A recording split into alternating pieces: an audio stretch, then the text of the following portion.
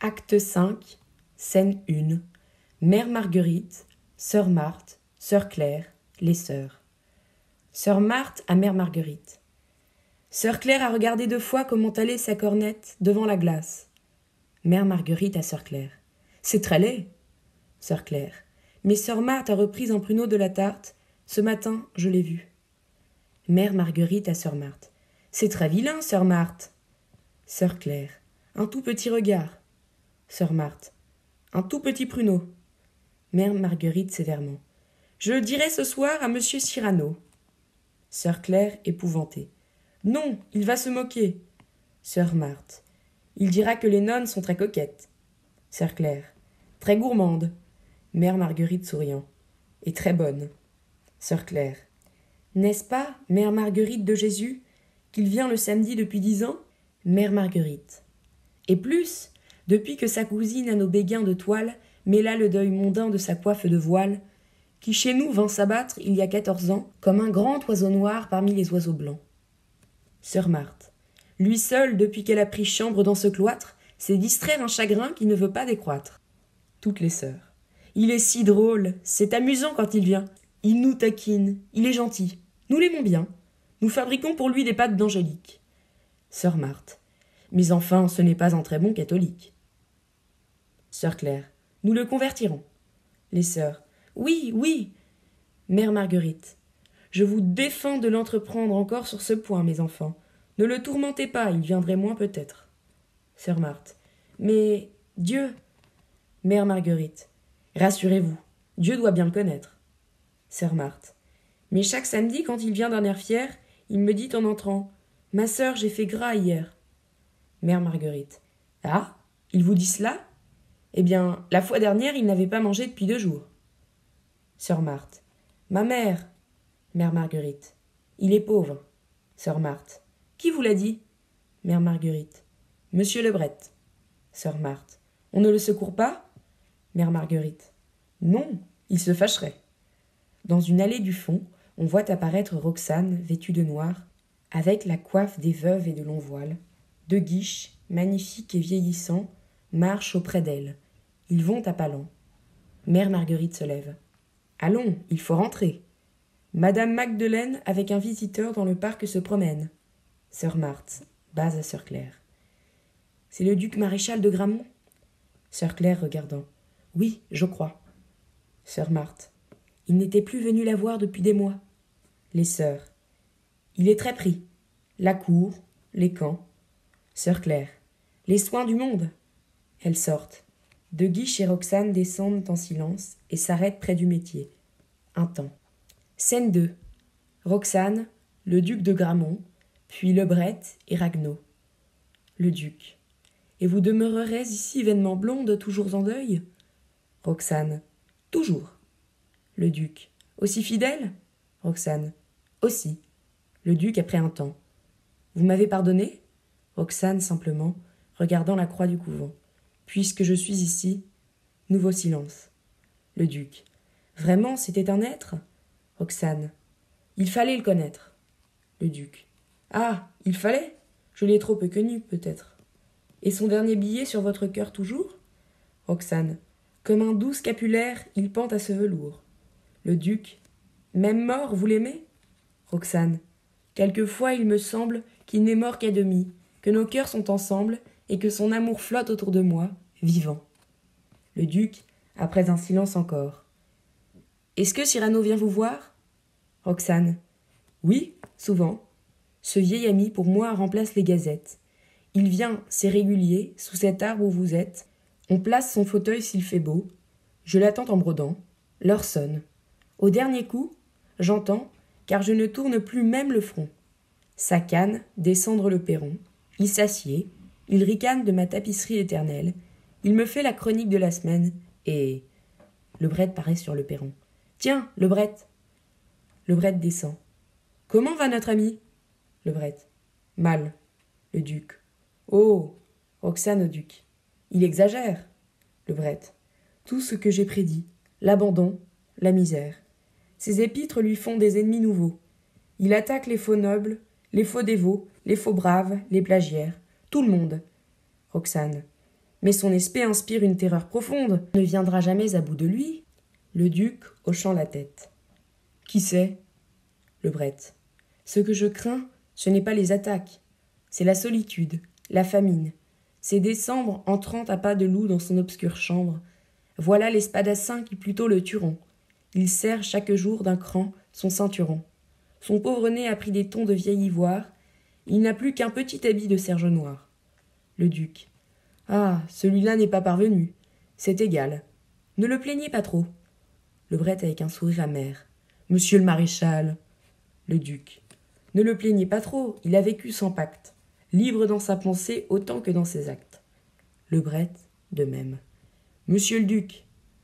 Le duc hautement. Je sais, oui, j'ai tout, il n'a rien, mais je lui serrerai bien volontiers la main. Saluant Roxane. Adieu. Roxane. Je vous conduis.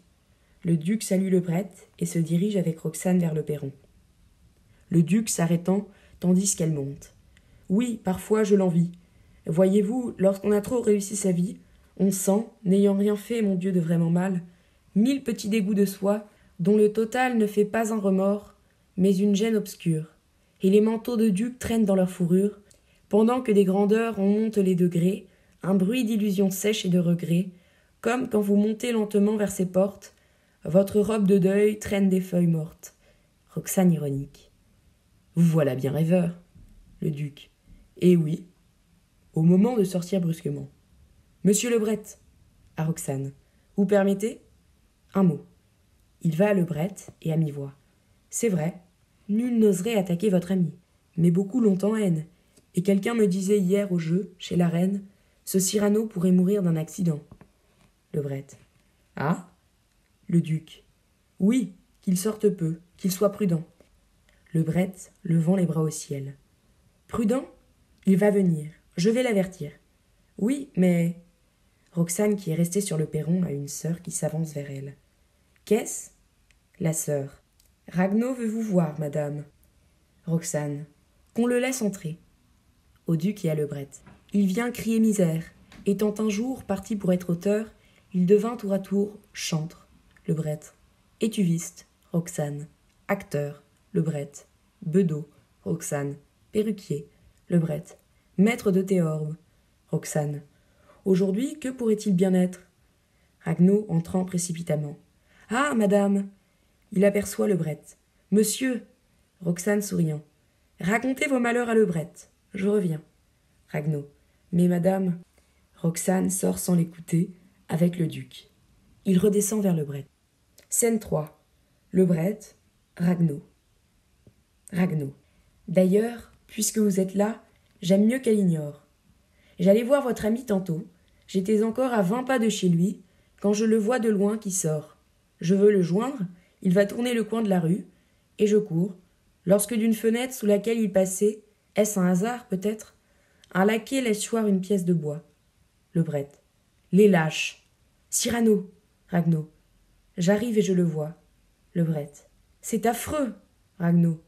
Notre ami, monsieur, notre poète, je le vois là, par terre, un grand trou dans la tête. Lebret. Il est mort? Ragno. Non, mais Dieu, je l'ai porté chez lui dans sa chambre. Ah, sa chambre, il faut voir ce réduit. Lebret. Il souffre? Ragno. Non, monsieur, il est sans connaissance. Lebret. Un médecin? Ragno. Il en vint un par complaisance. Lebret. Mon pauvre Cyrano, ne disons pas cela tout d'un coup à Roxane. Et ce docteur? Ragno. Il a parlé, je ne sais plus, de fièvre, de méninge. Ah, si vous le voyez, la tête dans des linges. Courons vite, il n'y a personne à son chevet. C'est qu'il pourrait mourir, monsieur, s'il se levait. Lebret l'entraînant vers la droite. Passons par là. Viens, c'est plus court, par la chapelle. Roxane, paraissant sur le perron, et voyant Lebret s'éloigner par la colonnade qui mène à la petite porte de la chapelle. Monsieur Lebret! Lebret et Ragno se sauvent sans répondre. Lebret s'en va quand on l'appelle? C'est quelque histoire encore de ce bon Ragno. Elle descend le perron. Scène 4. Roxane seule, puis 2 sœurs. Un instant. Roxane. Ah, que ce dernier jour de septembre est donc beau. Ma tristesse sourit. Elle, qu'avril offusque, se laisse décider par l'automne moins brusque. Elle s'assied à son métier. 2 sœurs sortent de la maison et apportent un grand fauteuil sous l'arbre. « Ah, voici le fauteuil classique où vient s'asseoir mon vieil ami. » Sœur Marthe. « Mais c'est le meilleur du parloir. » Roxane. « Merci, ma sœur. » Les sœurs s'éloignent. Il va venir. Elles s'installent, on entend sonner l'heure. Là, l'heure sonne. « Mes écheveaux !» L'heure a sonné ? Ceci m'étonne. Serait-il en retard pour la première fois ? La sœur tourière doit monder. Là, je le vois, l'exhorter à la pénitence. Un temps. Elle l'exhorte. Il ne peut plus tarder. Tiens, une feuille morte. Elle pousse du doigt la feuille tombée sur son métier. D'ailleurs, rien ne pourrait, mes ciseaux dans mon sac, l'empêcher de venir. Une sœur, paraissant sur le perron. Monsieur de Bergerac. Scène 5. Roxane, Cyrano, et un moment, sœur Marthe. Roxane sans se retourner. Qu'est-ce que je disais ? Et elle brode. Cyrano très pâle, le feutre enfoncé sur les yeux, paraît. La sœur qui l'a introduit rentre. Il se met à descendre le perron lentement, avec un effort visible pour se tenir debout, et en s'appuyant sur sa canne. Roxane travaille à sa tapisserie. Ah, ces teintes fanées, comment les rassortir ? À Cyrano, sur un ton d'amicale gronderie. Depuis 14 années pour la première fois en retard ? Cyrano, qui est parvenu au fauteuil, et s'est assis d'une voyée, contrastant avec son visage. Oui, c'est fou, j'enrage. Je fus mise en retard, Vertuchou. Roxane. Par. Cyrano. Par une visite assez inopportune. Roxane, distraite, travaillant. Ah oui ? Quelque fâcheux ? Cyrano. Cousine, c'était une fâcheuse. Roxane. Vous l'avez renvoyée ? Cyrano. Oui, j'ai dit, excusez-moi, mais c'est aujourd'hui samedi, jour où je dois me rendre en certaine demeure. Rien ne m'y fait manquer, repassez dans 1 heure. Roxane légèrement. Eh bien, cette personne attendra pour vous voir. Je ne vous laisse pas partir avant ce soir. Cyrano avec douceur. Peut-être un peu plus tôt faudra-t-il que je parte. Il ferme les yeux et se tait un instant. Sœur Marthe traverse le parc de la chapelle au perron. Roxane l'aperçoit, lui fait un petit signe de tête. Roxane à Cyrano. Vous ne taquinez pas sœur Marthe ? Cyrano vivement ouvrant les yeux. Si ? Avec une grosse voix comique. Sœur Marthe ! Approchez ! La sœur glisse vers lui. Ha ha ha ! Beaux yeux toujours baissés. Sœur Marthe levant les yeux en souriant. Mais. Elle voit sa figure et fait un geste d'étonnement. Oh ! Cyrano, bas, lui montrant Roxane. Chut, ce n'est rien. D'une voix fanfaronne. Oh, hier j'ai fait gras. Sœur Marthe. Je sais. À part. C'est pour ça qu'il est si pâle. Vite et bas. Au réfectoire, vous viendrez tout à l'heure et je vous ferai boire un gros bol de bouillon. Vous viendrez ? Cyrano. Oui, oui, oui. Sœur Marthe. Ah, vous êtes un peu raisonnable aujourd'hui. Roxane qui les entend chuchoter. Elle essaye de vous convertir. Sœur Marthe. Je m'en garde. Cyrano. Tiens, c'est vrai. Vous, toujours si saintement bavarde, vous ne me prêchez pas ? C'est étonnant, ceci. Avec une fureur bouffonne. Sabre de bois, je peux vous étonner aussi. Tenez, je vous permets. Il a l'air de chercher une bonne taquinerie et de la trouver. Ah, la chose est nouvelle ? De prier pour moi ce soir à la chapelle. Roxane. Oh, oh. Cyrano riant. Sœur Marthe est dans la stupéfaction. Sœur Marthe doucement. Je n'ai pas entendu votre permission. Elle rentre. Cyrano, revenant à Roxane, penché sur son métier. Du diable si je peux jamais, tapisserie voire ta faim. Roxane. J'attendais cette plaisanterie. À ce moment, un peu de brise fait tomber les feuilles. Cyrano. Les feuilles ! Roxane levant la tête et regardant au loin dans les allées. Elles sont d'un blond vénitien. Regardez-les tomber. Cyrano. Comme elles tombent bien, dans ce trajet si court de la branche à la terre. Comme elles savent mettre une beauté derrière, et malgré leur terreur de pourrir sur le sol, veulent que cette chute ait la grâce d'un vol. Roxane. Mélancolique, vous ? Cyrano se reprenant. Mais pas du tout, Roxane. Roxane.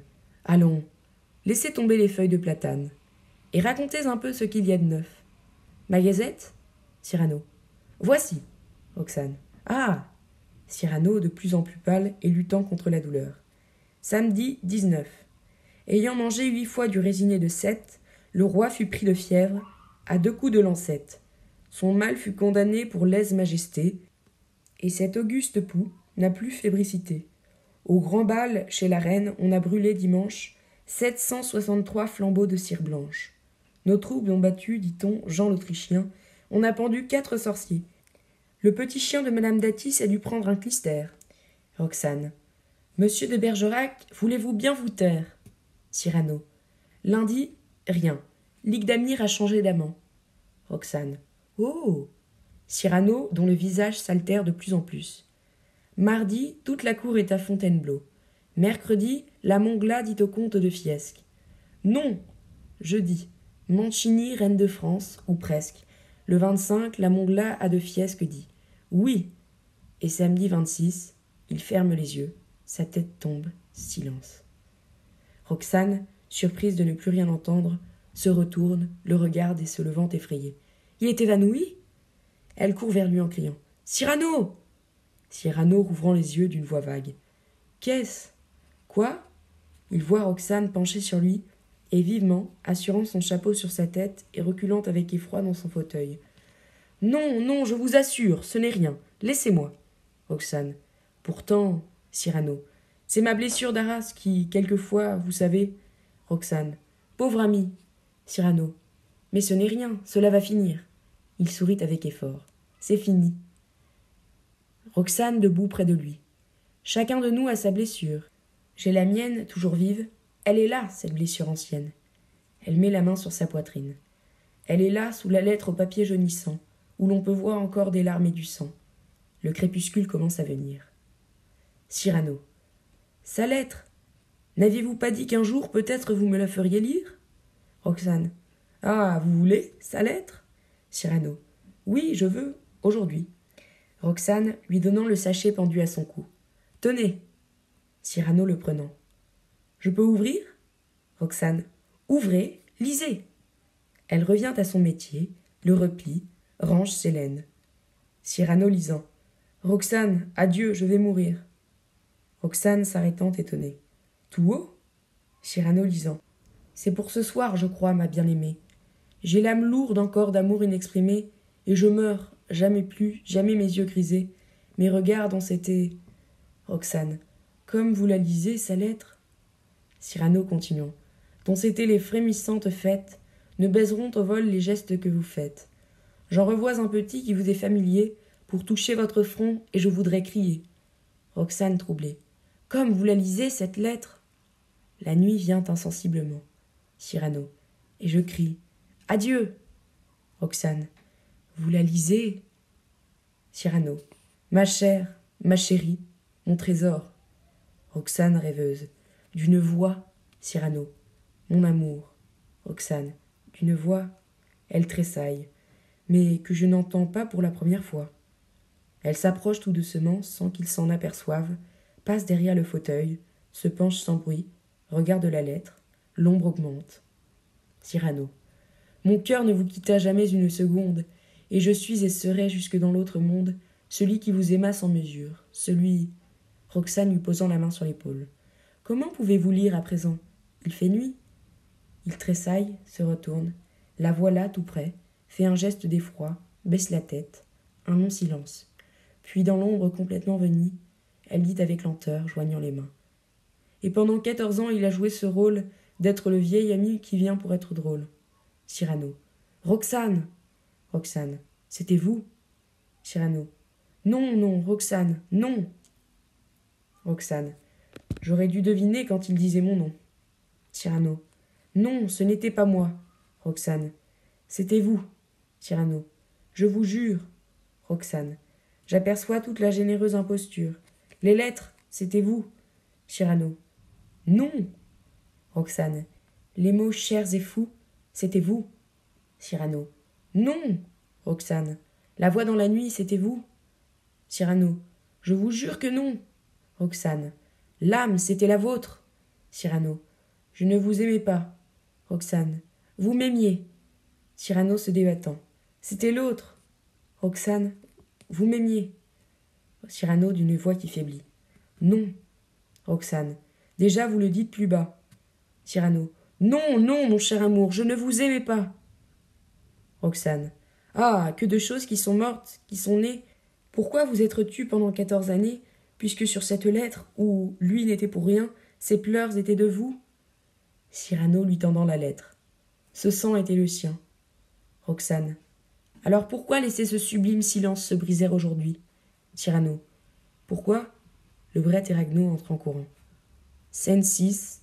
Les mêmes, Lebret et Ragno. Lebret. Quelle imprudence! Ah, j'en étais bien sûr, il est là! Cyrano, souriant et se redressant. Tiens, parbleu! Lebret. Il s'est tué, madame, en se levant. Roxane. Grand Dieu! Mais tout à l'heure, alors? Cette faiblesse? Cette... Cyrano. C'est vrai, je n'avais pas terminé ma gazette. Et samedi 26, 1 heure avant dîner, monsieur de Bergerac est mort assassiné. Il se découvre, on voit sa tête entourée de linge. Roxane. Que dit-il? Cyrano. Sa tête enveloppée. Ah, que vous a-t-on fait? Pourquoi? Cyrano. D'un coup d'épée, frappé par un héros, tombé la pointe au cœur. Oui, je dis c'est cela. Le destin est railleur. Et voilà que je suis tué dans une embûche, par derrière, par un laquais d'un coup de bûche. C'est très bien. J'aurais tout manqué, même ma mort. Ragno. Ah, monsieur! Cyrano. Ragno, ne pleure pas si fort. Il lui tend la main. Qu'est-ce que tu deviens maintenant, mon confrère? Ragno à travers ses larmes. Je suis moucheur de chandelle, chez Molière. Cyrano. Molière? Ragno. Mais je veux le quitter dès demain. Oui, je suis indigné. Hier on jouait Scapin, et j'ai vu qu'il vous a pris une scène. Lebret. Entière. Ragno. Oui, monsieur le fameux. Que diable allait-il faire? Lebret, furieux. Molière te l'a pris? Cyrano. Chut, chut, il a bien fait. Ragno. La scène, n'est-ce pas, produit beaucoup d'effets? Ragno, sanglotant. Ah, monsieur, on riait, on riait. Cyrano. Oui, ma vie, ce fut d'être celui qui souffle et qu'on oublie. À Roxane. Vous souvient-il du soir où Christian vous parla sous le balcon? Eh bien, toute ma vie est là.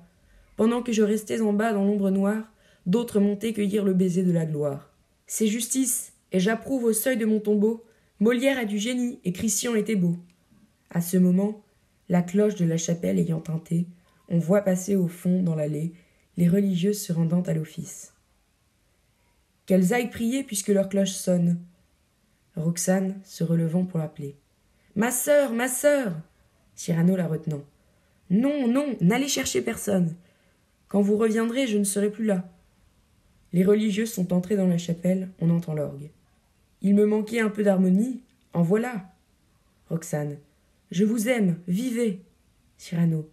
Non, car c'est dans le conte que lorsqu'on dit je t'aime au prince plein de honte, il sent sa laideur fondre à ses mots de soleil.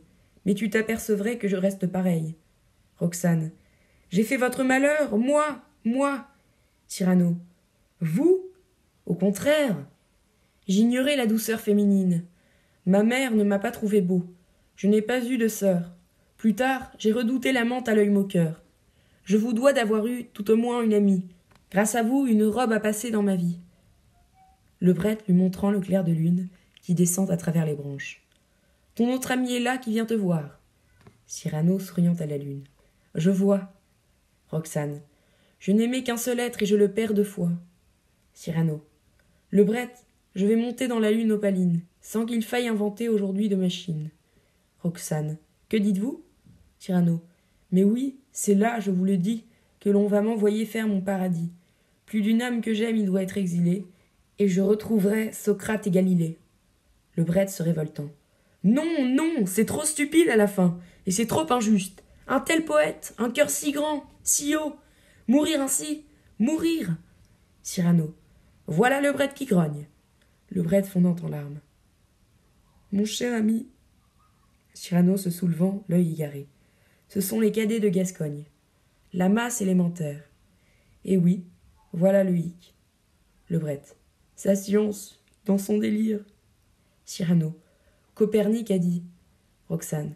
Oh, Cyrano. Mais aussi, que diable allait-il faire? Mais que diable allait-il faire en cette galère? Philosophe, physicien, rimeur, bretteur, musicien et voyageur aérien, grand riposteur du tac au tac, amant aussi, pas pour son bien, si gîte Hercule Savinien de Cyrano de Bergerac, qui fut tout et qui ne fut rien. Mais je m'en vais, pardon, je ne peux faire attendre. Vous voyez, le rayon de lune vient me prendre. Il est retombé assis. Les pleurs de Roxane le rappellent à la réalité. Il la regarde et caressant ses voiles. Je ne veux pas que vous pleuriez moins ce charmant, ce bon, ce beau Christian, mais je veux seulement que lorsque le grand froid aura pris mes vertèbres, vous donniez un sens double à ces voiles funèbres, et que son deuil sur vous devienne un peu mon deuil. Roxane, je vous jure. Cyrano est secoué d'un grand frisson et se lève brusquement. Pas là, non, pas dans ce fauteuil. On veut s'élancer vers lui. Ne me soutenez pas, personne. Il va s'adosser à l'arbre. Rien que l'arbre. Silence. Elle vient. Je me sens déjà beauté de marbre, gantée de plomb. Il serait dit. Oh, mais, puisqu'elle est en chemin, je l'attendrai debout. Il tire l'épée. Et l'épée à la main. Levrette. Cyrano. Roxane défaillante. Cyrano. Tous reculent épouvantés. Cyrano. Je crois qu'elle regarde, qu'elle ose regarder mon nez, cette camarde. Il lève son épée. Que dites-vous? C'est inutile, je le sais. Mais on ne se bat pas dans l'espoir du succès. Non, non. C'est bien plus beau lorsque c'est inutile. Qu'est-ce que c'est que tout cela? Vous êtes 1000? Ah, je vous reconnais, tous mes vieux ennemis. Le mensonge. Il frappe de son épée le vide. Tiens, tiens. Ah, ah, les compromis, les préjugés, les lâchetés. Il frappe. Que je pactise? Jamais. Jamais. Ah, te voilà, toi, la sottise. Je sais bien qu'à la fin vous me mettrez à bas. N'importe, je me bats, je me bats, je me bats. Il fait des moulinets immenses et s'arrête haletant. Oui, vous m'arrachez tout, le laurier et la rose. Arrachez, il y a malgré vous quelque chose que j'emporte, et ce soir, quand j'entrerai chez Dieu, mon salut balayera largement le seuil bleu, quelque chose que sans un pli, sans une tache, j'emporte malgré vous. Il s'élance l'épée haute. Et c'est... L'épée s'échappe de ses mains, il chancelle, tombe dans les bras de Levrette et de Ragueneau. Roxane, se penchant sur lui et lui baisant le front. C'est... Cyrano rouvre les yeux, la reconnaît et dit en souriant. Mon panache.